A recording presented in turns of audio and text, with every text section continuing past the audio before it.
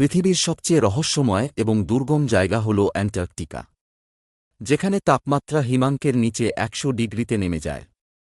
কিন্তু আপনি কি জানেন এই বিশাল বরফের স্তূপের নিচে কি? বিজ্ঞানীরা বরফের কয়েক কিলোমিটার নিচে প্রায় ৪০০টি হ্রদ খুঁজে পেয়েছেন।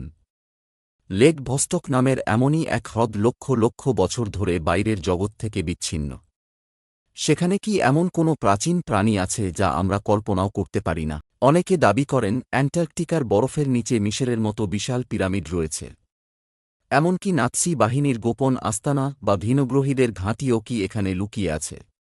কেন সেখানে সাধারণ রহস্যময় ব্লাড ফলস বা রক্তবর্ণ ঝরনা থেকে শুরু করে আকাশে অদ্ভুত আলোর ঝলকানি?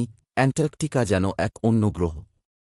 এটি কি কোনো প্রাচীন সভ্যতার ধ্বংসাবশেষ, নাকি ভবিষ্যতের কোনো বড় বিপদের সংকেত? আপনার কি মনে হয়, অ্যান্টার্কটিকার বরফ গলে গেলে কি কোনো ভয়ঙ্কর ভাইরাস বা রহস্য বেরিয়ে আসবে? কমেন্টে জানান। আর এমন সব রহস্যের সাথে থাকতে ফ্যাক্টস মিস্ট্রি বাংলাকে সাবস্ক্রাইব করুন।